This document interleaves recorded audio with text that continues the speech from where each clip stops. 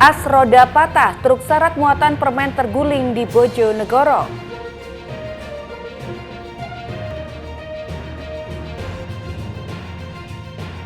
Viral tabung gas terbakar saat simulasi BPBD Tuban beri klarifikasi. Assalamualaikum warahmatullahi wabarakatuh. Pemirsa JTV Bojonegoro, selain dua informasi utama tadi, kami juga telah menyiapkan berbagai informasi penting dan menarik lainnya dari wilayah Bojonegoro dan sekitarnya. Bersama saya Osa Adnan, kita ikuti sketsa Bengawan selengkapnya.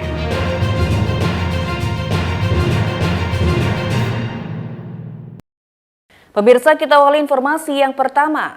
Sebuah truk syarat muatan permen terguling di perempatan Jalan Raja Kusi, Kabupaten Bojonegoro hari Jumat pagi. Kecelakaan tunggal ini terjadi akibat truk tiba-tiba mengalami patah pada as roda. Beruntung tidak ada korban jiwa dalam kecelakaan ini. Kecelakaan tunggal ini terjadi di perempatan Jalan Raja Kusi, Kabupaten Bojonegoro pada Jumat pagi. Sebuah truk bernopol AE 8732RO terguling hingga menutupi separuh badan jalan dan menyebabkan kemacetan panjang dari arah Surabaya maupun arah Cepu. Kecelakaan ini membuat sisi truk ringsek dan roda belakang truk lepas dari kendaraan. Tak hanya itu, tumpahan oli juga berceceran di jalan serta muatan truk yang berisikan ribuan kardus permen tumpah. Sopir truk Amir mengatakan kecelakaan bermula saat truk yang dikemudikannya berjalan dari arah Bekasi hendak menuju ke Surabaya.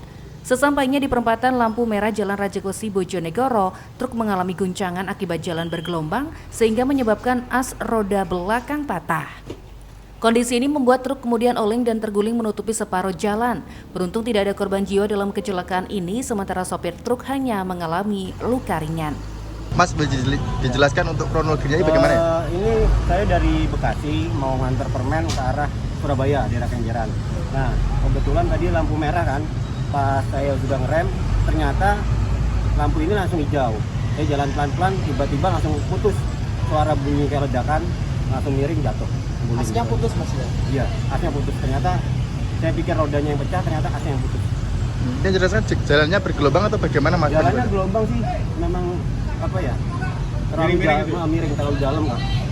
Aspalnya terlalu dalam, jadi gimana ya? Kayak ban neken, tentunya balik lagi. Sementara itu, Kanit Penegakan Hukum Satlantas Polres Bojonegoro Ibda Septian mengatakan akibat kecelakaan tersebut jalan dari arah Semarang menuju Surabaya ataupun sebaliknya sempat mengalami kemacetan panjang. Untuk mengurai kemacetan, petugas melakukan kontraflow sehingga penumpukan kendaraan bisa terurai. Ini kemungkinan truknya mengalami patah as, sehingga terbalik dan yang saat ini sudah evakuasi, tapi sempat terhambat sebentar.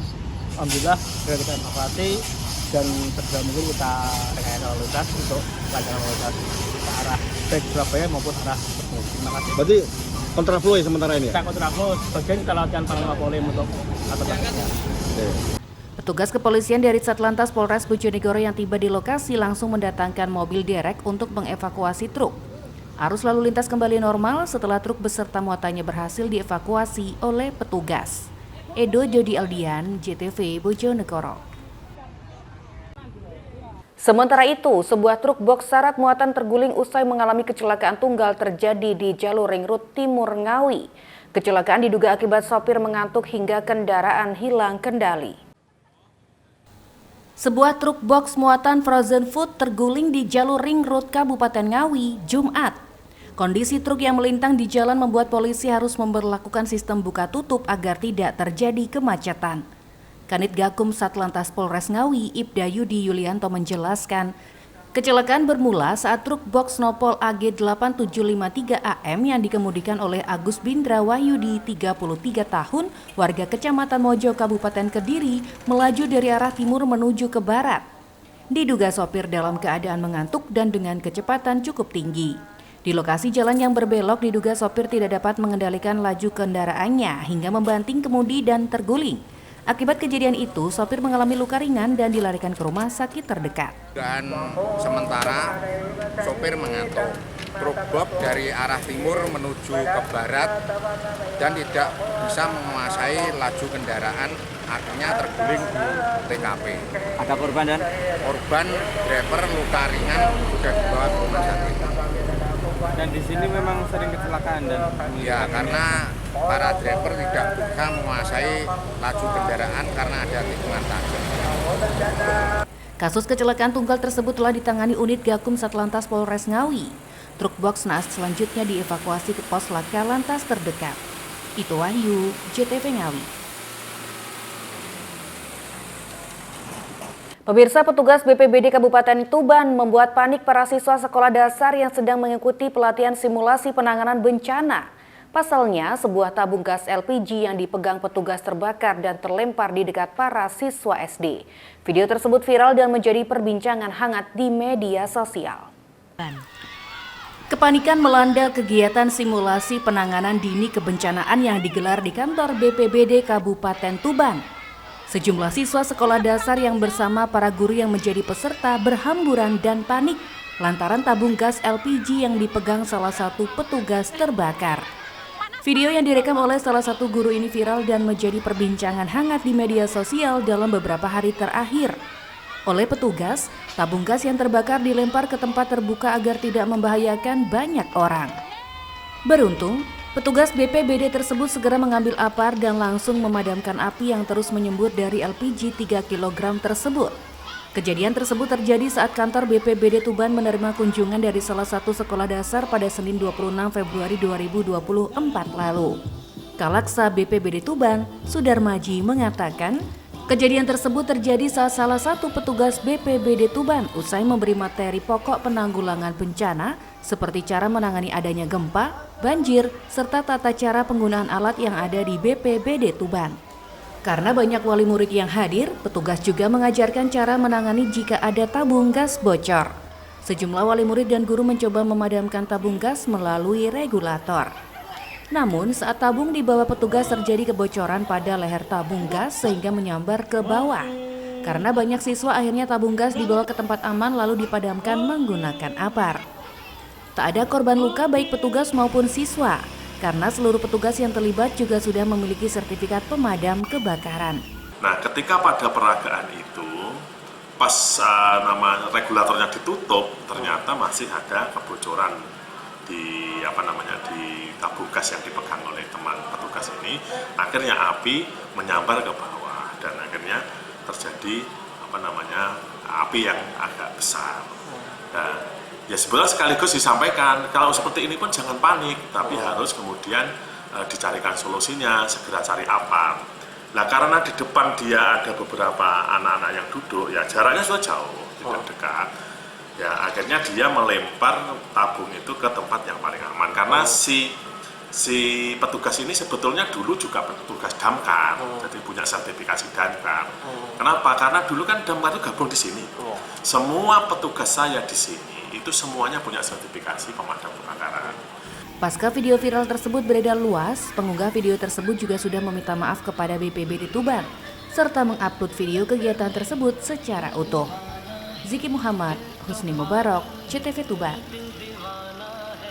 Pemirsa, jangan kemana-mana karena sesaat lagi kami akan segera kembali dengan informasi mengenai PJ Bupati lantik 71 pejabat Pemkab Bojonegoro. Tetaplah bersama kami.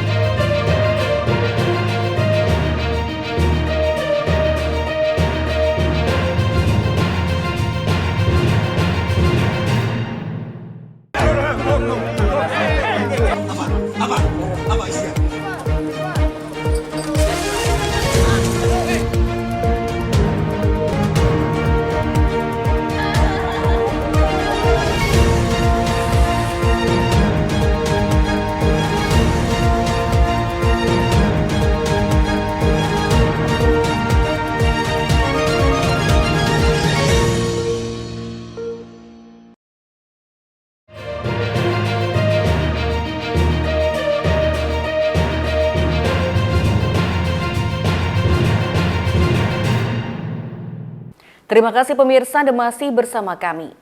Penjabat Bupati Bojonegoro Adrianto melantik puluhan pejabat Pemkab setempat Kamis pagi.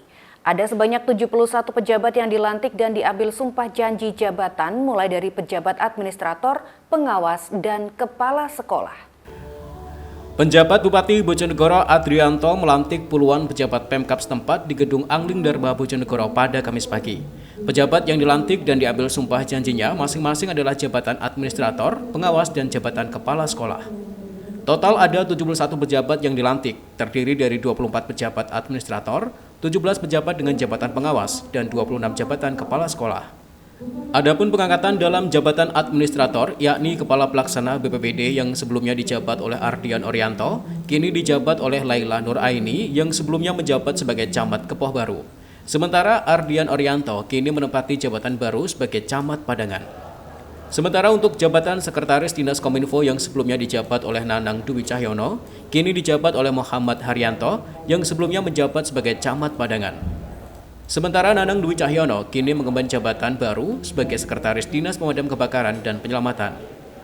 Tak hanya itu, Zainul Ma'arif yang sebelumnya menjabat sebagai Sekretaris BPBD, kini menempati jabatan baru sebagai Kabid Pemadam dan Penyelamatan Damkar Kabupaten Bojonegoro yang sebelumnya dijabat oleh Helmi Ali Fikri.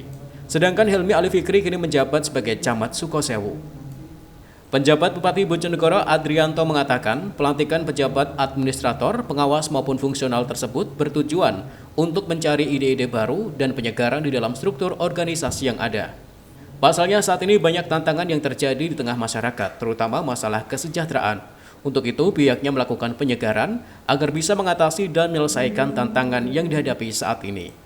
Jadi hari ini kita sudah melaksanakan pelantikan beberapa pejabat, baik administrator, pengawas maupun fungsional. Jadi tentunya tujuan dari mutasi ini adalah upayanya adalah untuk mencari ide-ide baru, penyegaran juga untuk para pejabat kita di dalam struktur organisasi di Pemkab. Karena kita memiliki tantangan yang cukup banyak ini di dalam masyarakat kita, terutama masalah kesejahteraan. Nah ini tentunya butuh terobosan-terobosan baru.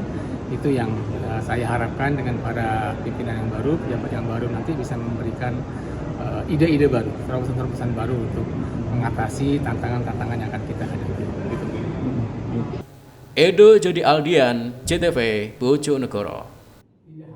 Sementara itu sejumlah warung remang-remang yang menjadi lokasi praktek prostitusi masih ditemukan di Ngawi.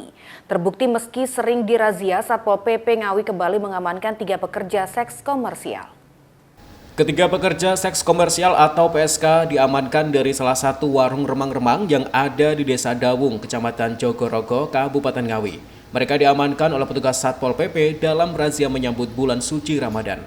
Kepala Satpol PP Ngawi Rahmat Didik Purwanto menjelaskan, menyambut bulan suci Ramadan, razia terhadap penyakit masyarakat seperti praktek prostitusi terus ditingkatkan. Hasilnya terdapat 3 PSK yang diamankan. Ia mengaku jika saat ini masih ada indikasi praktek prostitusi dengan berkedok warung remang-remang. Ketiga PSK yang diamankan tidak hanya berasal dari Kabupaten Ngawi, tapi juga berasal dari luar daerah Ngawi. Alhamdulillah untuk pagi hari ini kita juga menindaklanjuti operasi ya, berkaitan dengan di Ngawi ini masih ada beberapa warung atau warung di daerah Jogorogo, di Desa Dawung. Di sana ada beberapa warung yang juga menyediakanlah tempat remang-remang ya. Dan hari ini kami sudah menangkap beberapa keterkaitan disinyalir wanita yang penyedia ya, kami tangkap 3 orang dan ini masih diadakan pendataan juga pembinaan. Harapannya tentunya nanti setelah ada pembinaan ini pelaksanaannya ya terus ada jera ke masyarakat dan warung pun bisa berjualan sesuai dengan ketentuan dan aturan yang berlaku. Selanjutnya ketiga PSK yang diamankan itu dibawa ke kantor Satpol PP untuk dilakukan pendataan pembinaan. Mereka juga diwajibkan membuat surat pernyataan untuk tidak mengulangnya kembali. Ibta Wahyu, CTV Ngawi. Pemirsa, sejumlah warga melakukan aksi protes adanya pemasangan patok di jalan alternatif di bawah jalur kereta api. Warga meminta patok tersebut dicabut agar kendaraan baik roda 2 dan 4 tetap dapat melintas. Sejumlah warga desa Wonokerto, Kecamatan Gedunggalar, Kabupaten Ngawi melakukan protes terhadap adanya patok di jalan alternatif jalan penghubung desa setempat yang berada di sekitar bawah jalur kereta api. Hal ini dilakukan agar warga bisa melintas tanpa harus melewati jalur perlintasan kereta api sebidang yang tidak terjaga. Terlebih beberapa waktu lalu adanya salah satu warga yang melintas di perlintasan sebidang hingga tertemper kereta api. Salah satu warga, Dwi Norman Camdani, mengatakan warga meminta agar PT KAI membuka atau mencabut patok yang telah dipasang sekitar 6 bulan lalu tersebut. Dengan harapan kendaraan warga baik roda 2 maupun roda 4 tetap bisa melintas. Hal ini juga demi keselamatan warga karena tidak melintasi di jalur rel kereta api secara langsung melainkan di bawahnya. Tuntutannya warga itu pengennya dibuka untuk fasilitas kendaraan roda 2 dan mobil kecil supaya bisa lewat sini. Soalnya warga banyak yang keluh kesah lewat atas, mending lewat dari bawah lebih nyaman, lebih aman gitu. Warga tuntutannya gitu. Oh, gitu. Jadi memang keberadaan portal ini dipasang mulai kapan, terus sangat terganggu ya aktivitas warga dengan adanya portal itu? Terpasang kemungkinan 6 bulan yang lalu. Semenjak ada mobil kecil lewat, dari pihak kereta api itu ada yang tahu terus di portal gitu. Sementara itu, Camat Gedunggalar Nuryadi Muhammad Arifin menyatakan tuntutan warga mendasar dari adanya kasus kecelakaan yang dialami warga setempat. Warga hanya meminta solusi agar mendapat fasilitas menggunakan jalan di bawah jalur rel kereta api tersebut, sambil menunggu adanya pemasangan portal dan penjagaan di palang pintu sebelah timur. Meski begitu, hasil audiensi dengan pihak PT KAI meminta waktu 1 minggu untuk tindak lanjut pelepasan patok di jalan alternatif tersebut. Masih dari kejadian tanggal 15 Februari yang kecelakaan akhirnya korban itu tidak ada wujudnya. Sehingga masyarakat itu meminta ada solusi yang dari PJKAI. Ini kaitannya dengan keselamatan. Sebetulnya solusi itu ada 2, yang pertama perlintasan di portal, kemudian yang kedua ini jembatan ini, terowongan.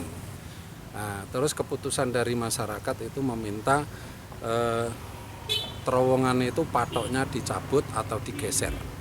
Tapi dari PJKAI itu meminta waktu 1 minggu. Harapan dari masyarakat ya itu patok ini digeser atau ini dicabut biar masyarakat yang bawa rangka atau jerami bisa. Sepeda motor bisa berjalan minim. Diketahui akses jalan sisi timur menjadi lokasi jalur utama masyarakat desa Wonokerto. Di area tersebut ada sekolah, pasar, dan kantor desa. Pasca kasus kecelakaan, warga takut melintas di perlintasan sebidang tersebut karena tidak terjaga. Warga berharap ada solusi terbaik dari Pemkab Ngawi dan manajemen PT KAI. Ito Wahyu, JTV Ngawi. Informasi mengenai main petak umpet balita di Tuban terkunci di dalam kamar akan kami hadirkan usai jeda pariwara berikut. Tetaplah bersama kami.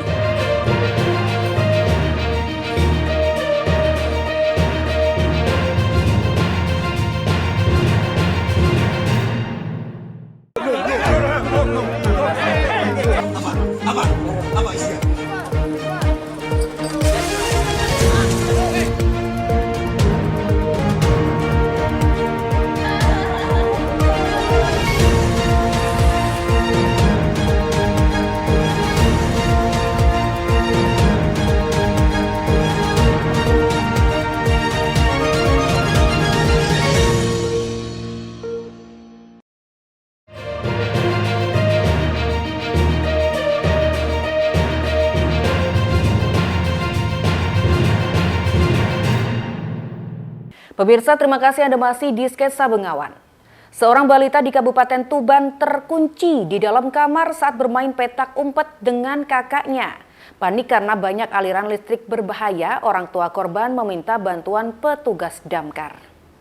Balita berusia 2,5 tahun, anak dari rembulan jurnalis K, 35 tahun, warga perumahan Permata Bonang, Kelurahan Perbon, Kabupaten Tuban, terkunci di dalam kamar rumahnya pada Rabu malam. Balita tersebut terkunci saat bermain petak umpet dengan kakaknya. Panik karena banyak aliran listrik berbahaya di dalam kamar, kedua orang tua korban akhirnya meminta pertolongan petugas pemadam kebakaran setempat. Proses evakuasi berlangsung cukup dramatis. Awalnya petugas berusaha memanggil balita yang terkunci di dalam kamar tersebut. Namun karena tidak ada jawaban, akhirnya petugas dan orang tua korban terpaksa mendobrak pintu kamar. Kasatpol PP dan Damkar Tuban, Gunadi mengatakan korban berhasil dievakuasi dengan selamat setelah merusak pintu kamar.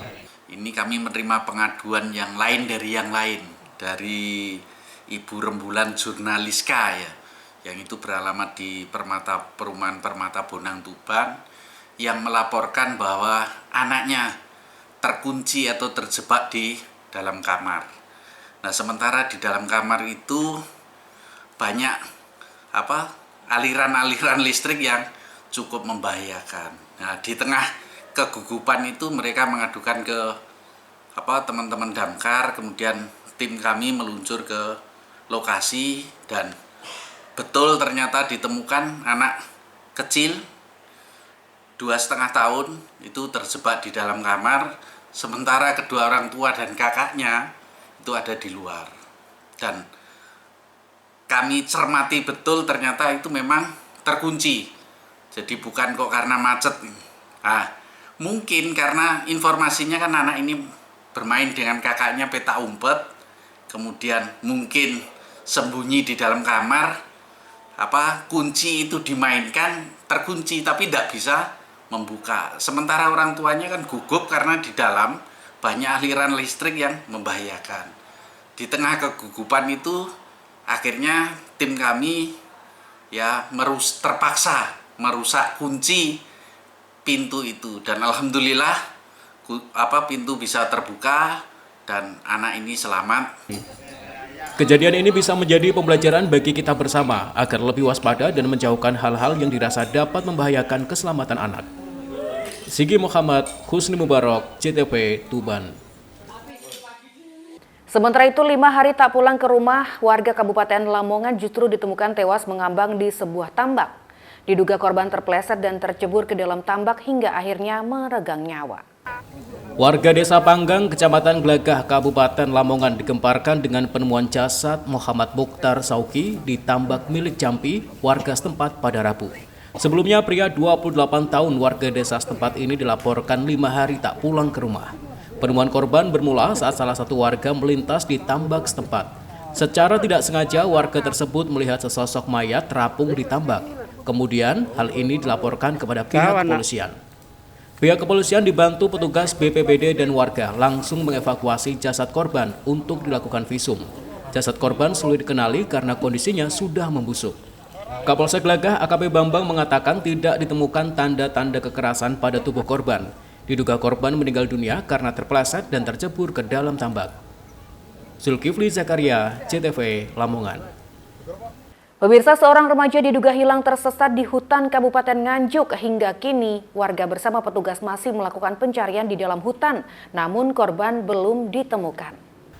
Warga Dusun Kepuh Telu, Desa Balongrejo, Kecamatan Bagor, Kabupaten Nganjuk digemparkan dengan hilangnya Rangga, 20 tahun warga setempat. Diduga remaja tersebut tersesat di hutan desa setempat. Menurut saksi mata, sebelum dilaporkan hilang, warga melihat Rangga di Waduk Sumber Suko, Desa Ngumpul, Kecamatan Bagor, Kabupaten Nganjuk. Selanjutnya, Rangga terlihat kebingungan dan berjalan menuju hutan. Namun saat ditanya, Rangga tidak menjawab dan terus saja berjalan. Terus kan nyegat kula ngeten Mas. Nggih. Terus kula tangdi omah mundi wis gak jawab, terus nututi kula nggodak to. Nggodak nyeluk sepuro. Sepuro ning kathah Pak. Yo ora apa-apa omah mundi terus tak tawani sarapan godhog-godhog wis gak jawab blas. Yo wis kuwi terus mlaku ngetan neh tengok-tengok ning gubuk. Teng gubuk sawah. Gubuk Mbawon. Oh, Mbawon. Terus arah kemana itu nggak tahu Pak? Nggak tahu.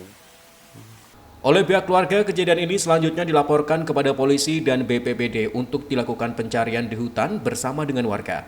Pencarian sudah dilakukan mulai pagi hingga sore hari, namun korban tak kunjung ditemukan. Ayah korban, Sutejo, mengatakan awalnya anaknya meninggalkan rumah tanpa izin. Setelah itu, menurut warga, anaknya masuk ke dalam kawasan hutan Dusun Kepuh Telu, Desa Balongrejo.